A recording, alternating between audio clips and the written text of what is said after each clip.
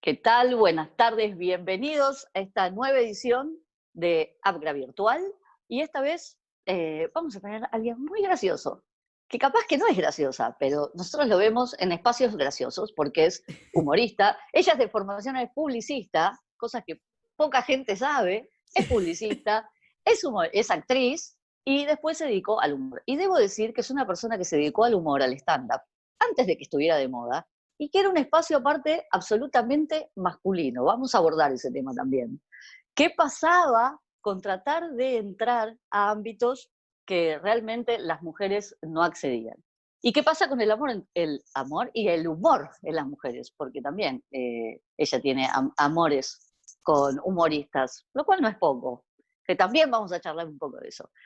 Damos la bienvenida entonces a Natalia de los Santos, que hace Furia Stand Up. Vamos a ver en esta cuarentena qué pasa con los artistas, qué vuelta le encontraron para comunicarnos en la virtualidad, en un ambiente que básicamente no es virtual, que es absolutamente presente. Así que, Natalia de los Santos, bienvenida a Abgra. Ya conoces 3 bibliotecarios, por lo que me acabas de contar. Muy bien, Sí, estoy es muy un montón. orgullosa. Bien, la primera pregunta que te vamos a hacer tiene que ver más con tu primer acercamiento a la lectura, que es, ¿qué es lo que Ujú. vos te acordás de la lectura antes de haber aprendido a leer? Em, re Primero tuve que pensar, me lo decís y tengo que pensar cuándo empecé a aprender a leer, pero sé que fue de muy chiquitita porque, era muy curiosa y mi mamá tenía muchos libros, muchos, en mi casa había el libro como libro, Como objeto. como objeto, me fascinaba, me parecía como algo maravilloso que algo que lo abras y puedas tener un montón de palabras. Y desde chiquitita me regalaban muchos, mi mamá me regalaba muchos, y mi tío, que era licenciado en letras, me regalaban muchos libros con palabras que yo no sabía leer, pero que tenían dibujos y que ellos me leían. Entonces, para mí, y los musicuentos y todo eso que no lo podías leer, pero podías escuchar Explica lo lo que que es un estaba. musicuento, por Perdón. favor, para los malditos centennials. Claro, el musicuento eran cuentos que con un disco, perdón, chau, chau, chau. Las sotas se te van Pero cayendo así. es re interesante, porque es como ahora, digamos, eran unos adelantados, porque es lo que Es pasa unos hoy. La gente, audiolibros, total. tal cual, totalmente unos adelantados. Y vos lo que hacías era leer, digamos, leer no porque no leías, pero podías escuchar esos cuentos que estaban escritos, entonces estaba buenísimo porque tenías como dos maneras, ¿no? Así que me acuerdo de eso, que mi mamá ponía los discos y con mis hermanos los escuchábamos. Y era muy divertido. Y obviamente que estaba el interés de querer leer, como que vos sentías que está bien que la lectura es poder y la educación en sí, pero como que yo me sentía muy atraída por aprender a leer. Era como algo, aprender a hablar y aprenderle a leer y caminar, creo que fueron las tres cosas que salí del vientre de mi madre y dije, quiero, quiero alejarme de mi familia y construir mi propio yo. Ponele. Denme un Tal escenario en cual, el jardín. ya. Muy bien, bueno, y después esa lectura, igual esto que decías, bueno, tus hermanos, tu casa, el audiolibro como diversión, digo, a qué palabras bien atadas, ¿no? Como la Sí, situación esto de divertido, esta cosa del tío que te regala, que era como, ¿no? Eso, en sí. vez de regalarnos muñecas, te regalaban Ah, no, libros. sí, a mí me regalaban, sí, Sí. sí. Y además yo me enojaba cuando me regalaban, no era muy muñequera. Me gustaba, primero que me gustaban más los juegos corporales, entonces siempre los juegos corporales eran más del mundo masculino, si querés llamarlo de alguna manera. Entonces era de jugar más, a saltar, de hecho he jugado con Carolina a la soga, a bailar y pasar abajo de la soga. Como, listo. A bailar el limbo rock, sí. Claro, Hemos sí, bailado tal limbo cual. rock, sí. Totalmente. Entonces, más esas cosas que son por ahí, no es tanto de jugar, también de armar escenarios con muñecas, sí, pero siempre armando escenarios, armando mundos, que también la literatura digamos, explora eso de la imaginación y de armar y crear mundos, ¿no? que después cuando empezás a leer decís, wow, cómo me puede llevar la imaginación, que es un poco lo que uno hacía cuando era chico, ¿no? Y que después en el teatro se vuelve a hacer, o sea, te invita a un Claro, mundo que no totalmente, es. totalmente. Y tu paso con la lectura, por un lado, con una carrera, y por el otro lado, como actriz. Siempre leí mucho. De hecho, cuando tenía la primer carrera con la que empecé a estudiar fue letras, yo hice Ujú. 3 años de letras, un montón, con el CBC incluido, 4 años. Y cursé materias tipo lingüística, me encantaba semiótica, lingüística, el estudio de las palabras, era fanática de los griegos y de hecho tendría 12 años me leía diccionarios, porque yo quería aprender todas las palabras, un imposible y una estupidez, pero cuando tenés esa No edad pensás importa. que lo podés lograr. Y yo me acuerdo que sí, porque también había empezado a leer Shakespeare a esa edad, a los 10, 11 años, y había empezado a leer Shakespeare, me gustaba mucho la dramaturgia, pero porque había empezado a estudiar teatro a los 9 años. Entonces descubrí que el teatro leído me hacía tener diálogos con los personajes y todo, y me fascinaba. Y me acuerdo que como Shakespeare era muy difícil, leía paralelamente un diccionario, entonces dije, ya está, tengo que dejar de leer a Shakespeare, tengo que leer el diccionario para aprenderme Diccionario todas las palabras re y difíciles después que decía Shakespeare. mezclarlas. Y después no, eso sí me Pues lo, lo me que lo haces recuerdo. ahora. Un poco lo que hago ahora, tal cual. Bien, en el ámbito del teatro, eh, ¿cómo te relacionabas con esos textos? ¿De dónde los sacabas? ¿Cómo te llegaban? ¿Escribiste obras de teatro? Uf, vamos por cómo me llegaban, era porque justamente tenía el acceso.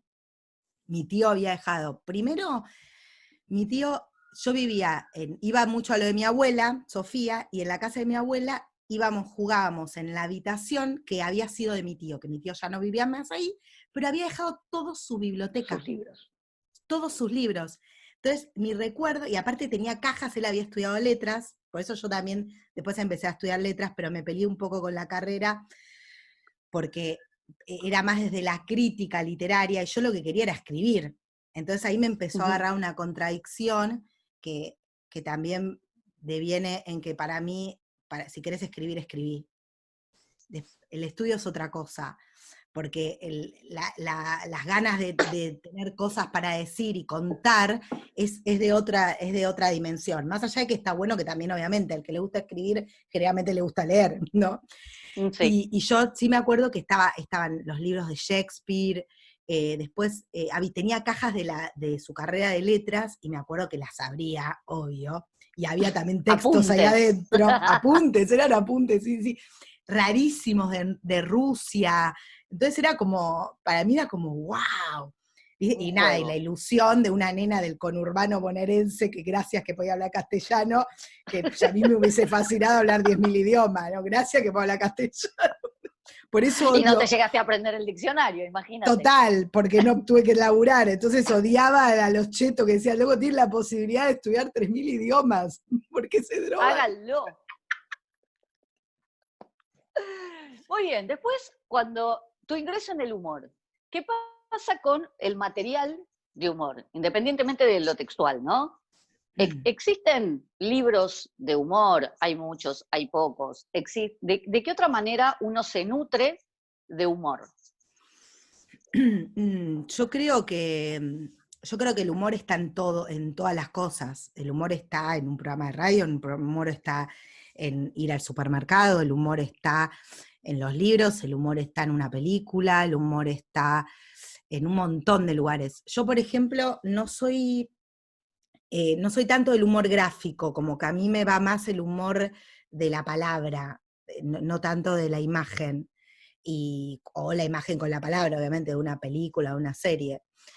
Eh, pero me parece que el humor está en todos lados, digamos, uno tiene que ir y encontrarlo, y hay gente que ve las cosas más humorísticas y hay otro que por ahí no Las ve más trágicas. las ve más En todo trágicas. encuentre una Igual, tragedia. sí, igual yo creo que están cruzadas. En realidad las personas trágicas encontramos humor en un montón de cuestiones, fue como, es la respuesta sana. Digamos, si vos te Claro, quedás claro, en sí, la sí, total. tragedia, terminás en la depresión y en un neuropsiquiátrico. Yo, la tragedia la Termina en el convertí en humor humor y y en el arriba del escenario. neuropsiquiátrico. En el neuropsiquiátrico pero la gente paga. Lo que sigue. En un Bien, neuropsiquiatra tenés vamos a que ir a pagar eso. vos.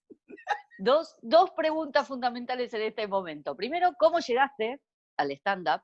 ¿Qué pasa con los ¿Puedo textos? No decir solo. algo Sí, que, sí, sí. puedo interrumpirte porque me había quedado una pregunta colgada que hiciste que tiene que ver con el Sí. humor? Y yo dije, no hay tanto libro de humor. Ujú. Y los libros que hay son como muy, muy viejos, por decirlo de alguna manera. No hay tantos Hablamos de libros teoría del actuales. humor. De teoría De del teoría. humor. Sí, y Bien. yo creo, no hay mucha teoría del humor, digamos, yo soy muy fan de cuando viajo, ir a librerías y ir a la parte de humor. Muy fan. Sí. Y en Estados Unidos, por ejemplo, hay una pared llena de libros de humor, pero que siempre es la más chica entre todo el mundo de los libros, siempre. Sí. Entonces, y tiene que ver con la teoría, que también a veces puede inundar la práctica, quiero decir, pero Ujú. hay muy poco de cómo se construye el humor.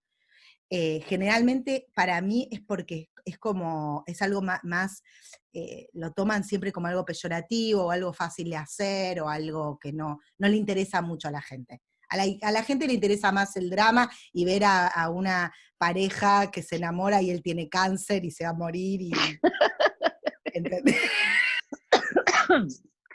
¿Vos crees que es más fácil escribir drama que humor o viceversa? Sí, yo creo que es más fácil escribir drama. Sí.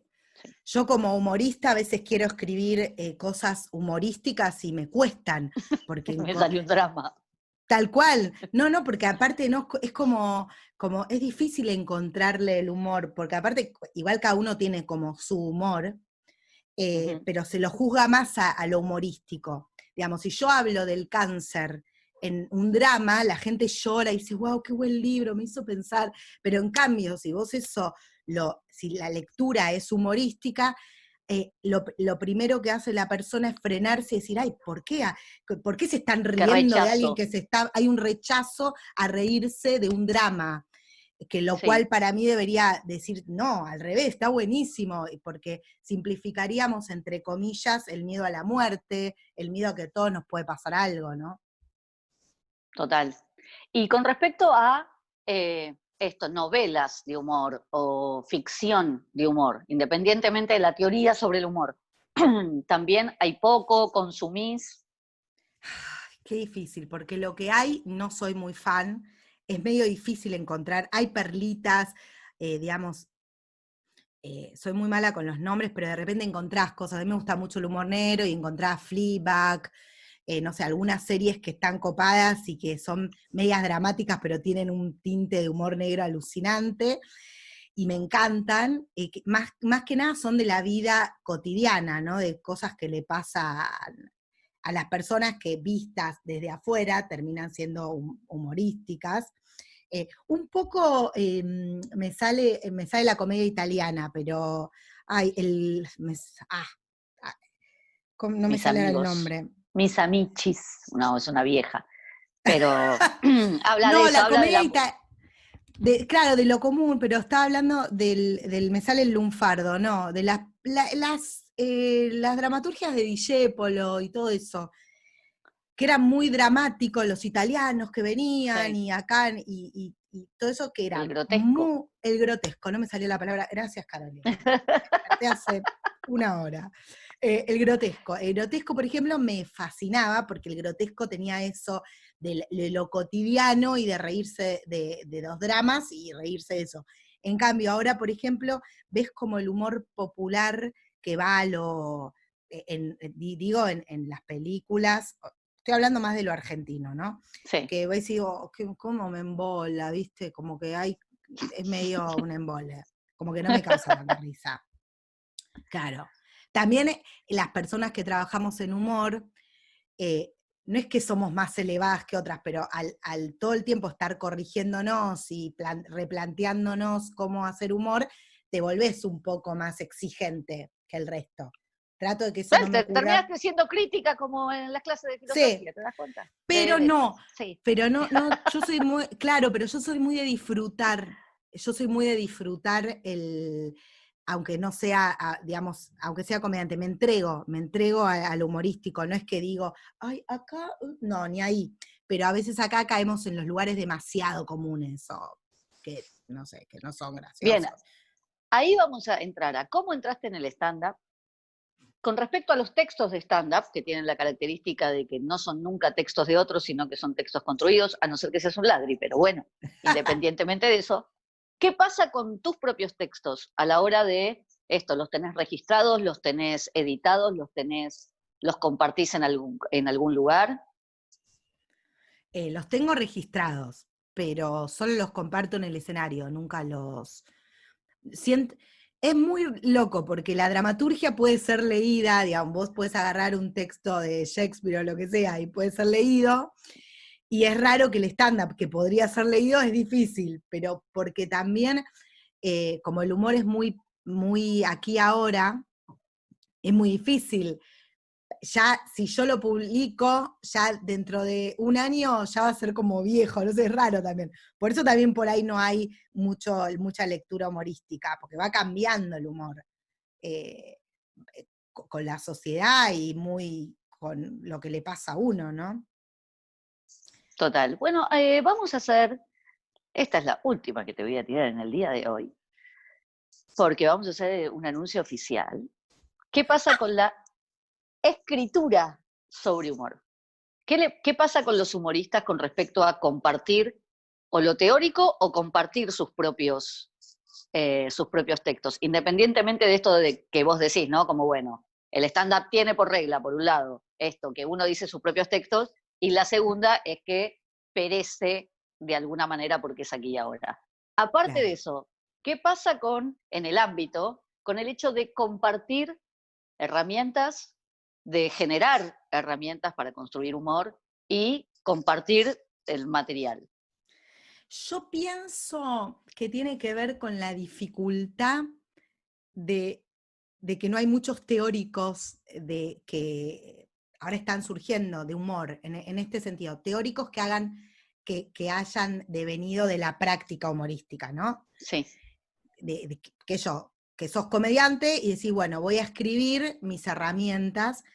Muchas veces, para mí, tiene que ver con que muchos de los que hacen humor no provienen de lugares que hayan estudiado o que puedan dar fe y cuenta y escribir sobre esas herramientas, como que les sale naturalmente. Y yo creo que las personas naturalmente somos graciosas. Entonces, mucha gente, muchos actores, de repente hacían reír y empezaron a ser humoristas, o cuentan bien chistes y son humoristas, y estaba el guionista, que el guionista les escribía.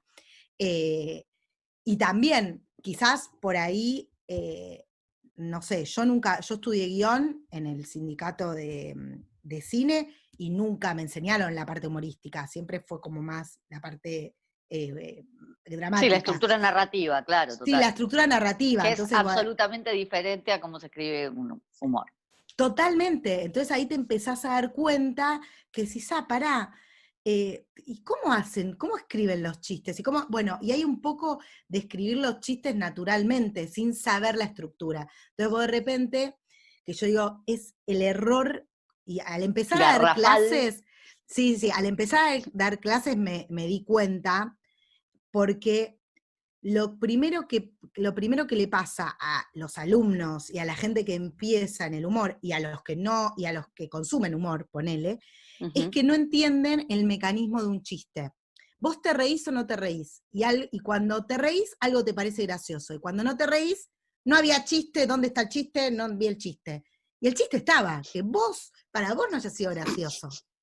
Es como Sí. el nivel del drama. Por ahí a vos un drama te parece súper dramático y otro dice, no, a mí no me pareció tan dramático o tan oscuro, Yo no qué sé yo. lloré. Yo no Claro. lloré. Y bueno, vos no lloraste porque vos no lloraste, pero no quiere decir que no hay una estructura dramática. Y lo mismo pasa con lo humorístico, que en lo humorístico, por ahí, a vos no te causó gracia, entonces como a vos no te causó gracia, no lo ves como humor. Lo discriminás. Entonces ahí hace que uno no entienda la estructura y el mecanismo del chiste. El chiste está conformado por una parte que es la información y otra parte que es el remate.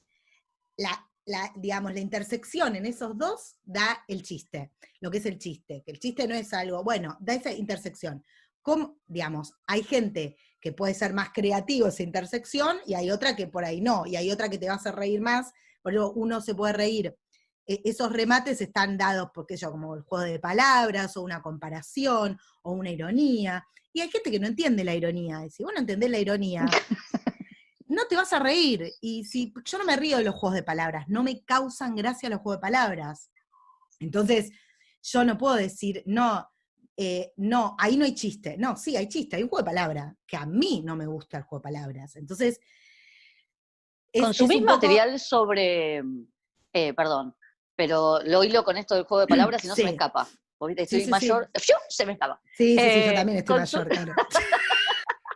¿Consumís eh, libros que tengan que ver, de libros, digo material, no importa en qué formato, Sí, que tenga que ver, por ejemplo, con creatividad o con juego de palabras o esto, sí, como herramientas de todo eso, especialmente para darle a tus alumnos, más allá de lo que uno consuma, sí. digo, como para compartir eso?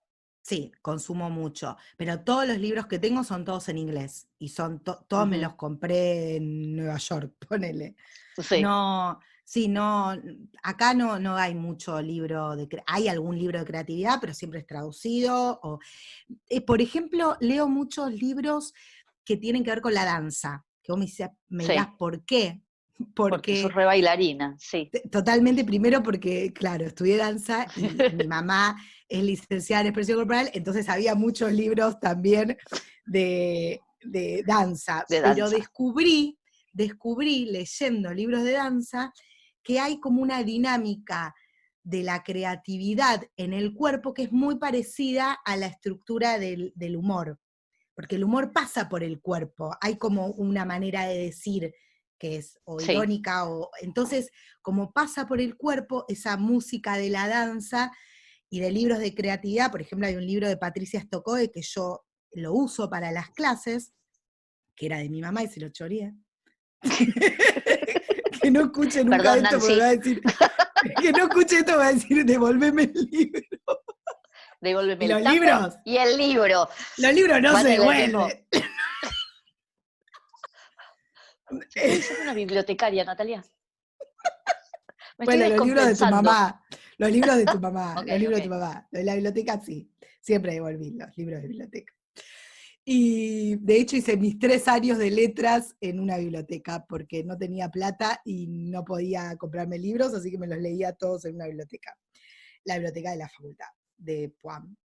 Bueno, Ujú. pero a esto leí el libro de Patricia Stokoe que habla sobre la creatividad, de dónde dispara la creatividad y todo, y los uso como herramientas también para lo humorístico, para dar clases, lo teórico, ¿no?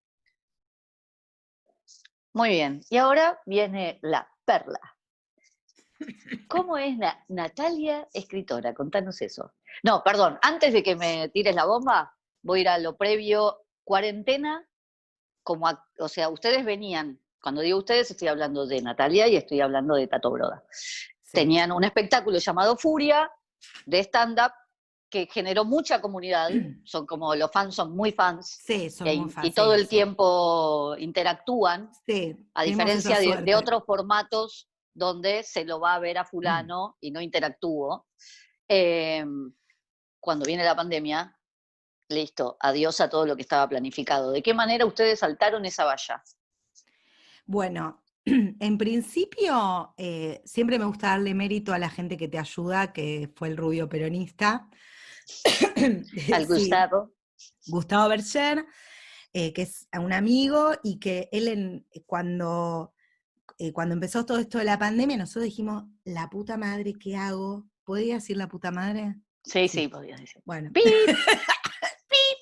Bueno, Y él dijo, bueno, chicos, miren, yo probé a hacer con, no me acuerdo si con Peroncho o con otro, y hicimos, es medio raro hacer un show virtual, pero ¿por qué no lo hacen? Ustedes tienen un montón de seguidores y gente que realmente los podría ver.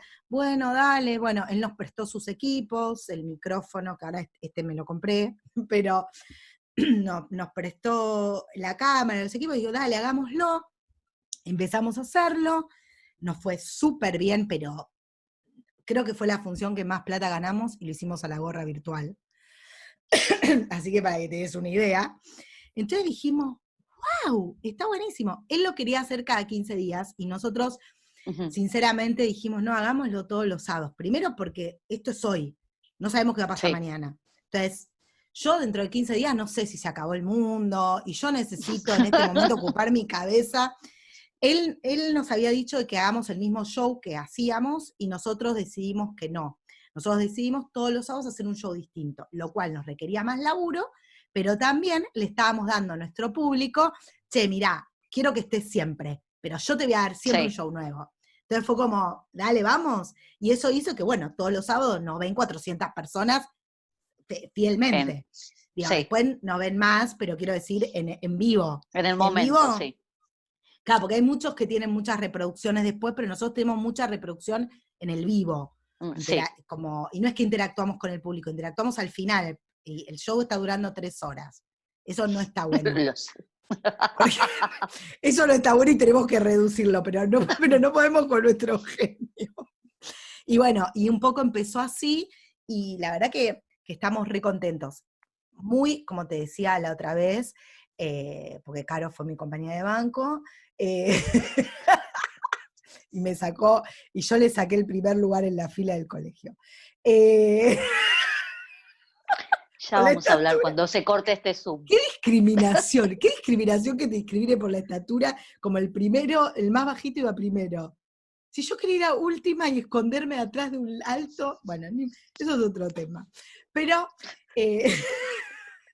bueno, cuestión es que lo empezamos a hacer y la verdad es un trabajo enorme. Porque, por ejemplo, mañana tenemos un show que va a ser Furia Ebria y nada. Sí, aparte son todos temas, todos los fines de semana es un tema diferente. Sí, y tratamos de que sea así porque es más fácil para construir los monólogos. Y bueno, obviamente que no sale como nos encantaría que salga porque una semana no te alcanza para aprendértelo de memoria, decirlo. Digamos, hay otras cosas copadas que podés tener un machete en el mundo virtual, pero la otra parte es que no tenés la respuesta del público. Entonces, al no tener la risa, te quedás como, ahora que sería, el ojito se te va para dale. Bueno, como decía, entonces hay mucho, mucho bache, claro, que uno por ahí, claro, que el público no lo sabe, pero por ahí uno sí lo sabe porque después te mirás y te quiere matar. Pero bueno, también es todo. Sí, totalmente, es algo nuevo. Sí, de una. Bueno, ahora sí podés ir a la bomba, porque nos quedan muy poquitos minutos. 5, el tiempo restante. Sí. Bueno, ¿cuál sería la bomba? La bomba es tu futuro libro teórico. Ah, mi futuro libro, sí. Porque me habías preguntado si escribo. Yo escribo todos los días, me levanto, por eso recién prendí el celular porque yo lo prendo a las 3 de la tarde. Me levanto tarde, porque me acuesto tarde, y cuando me levanto, yo lo llamo mi mañana, escribo siempre. Humor, lo que me salga, un texto, porque es la parte de la práctica también de dedicarme a escribir y a hacer humor, y a escribir mis propios textos, ¿no? Así que es como un entrenamiento. Bueno, y en el 2018 yo estaba muy mal económicamente y con problemas de vivienda, está viendo lo de mi cuñada, y en una casa muy linda en un country, así eso estuvo bueno. Así que me levantaba todas las mañanas y me ponía a escribir porque sentía que había pocos textos humorísticos, y dije, yo doy clases de stand-up, me encantaría que esto quede plasmado, las clases que doy y mi teoría y mis años de experiencia y de búsqueda y de cómo construí el humor y cómo llegué a vivir de esto sin ser famosa también. Porque hay como, mucha gente no se dedica a lo artístico porque piensa, bueno, me dedico a lo artístico, ¿de qué voy a vivir? Y realmente podés vivir sin ser famoso y estar en la tele. Entonces, un poco, y el humor es la herramienta que más práctica te da para poder vivir de esto y viajar por el mundo haciendo monólogos. Siempre va a haber alguien que hable tu idioma. Me encantaría hablar ruso y poder hacer un monólogo en ruso, pero con urbano bonaerense no pude. Y con urbano bonaerense no del cheto. Bueno, y entonces eso me hizo, bueno, 2018, en septiembre de 2018 me puse a escribir todos los días, escribía sobre mis prácticas de humor y cómo construir un texto humorístico, cómo hacer un monólogo, cómo vivir de esto, y ahí empecé a escribir, y terminé de escribir el libro en septiembre, octubre del 2019, con la idea del 2020 llevarlo a un editor y bueno, y publicarlo. Y claro, como era mi primer libro, dije, no, justo en la pandemia voy a sacar un libro, qué horrible. Lo mejor del mundo, sí. Pero lo bueno, todavía no, Carolina me va a ayudar a poder editarlo, pero lo bueno de esto es que pude agregar unos capítulos sobre cómo hacer un show virtual. Así que sí, fue positivo. Garpó por todos lados. Muy bien. Garpó. Y además lo estoy haciendo, entonces como que protagonizo lo que digo, porque no es que yo lo digo, hay muchos teóricos del humor que son críticos, que miran, pero que no lo vivieron. Entonces, sí, lo estás atravesando, primera persona. Totalmente. Total. Así que, bueno, muy bien, espero sacar que este esto libro. Le haya, que por supuesto no solo lo voy a tener, sino que Abra lo va a tener. Espero que esto a nuestros colegas bibliotecarios les dé un puntapié para ver cómo, en esto que hay poco material de humor, de qué manera llevamos el humor a las bibliotecas y de qué manera mediamos lectura y consumo de humor. Y más en estas épocas donde el humor no abunda, me parece que las bibliotecas son un espacio fundamental para crear humor, para consumir humor, y bueno, pensar de qué maneras y en qué formatos y de qué manera abrazamos a la comunidad humorística que nos salve un poco, y yo creo que sí. cada uno en su comunidad. Agradezco inmensamente, porque tengo miedo que se me corte, ahora después la seguimos, agradezco inmensamente a Abra por el espacio.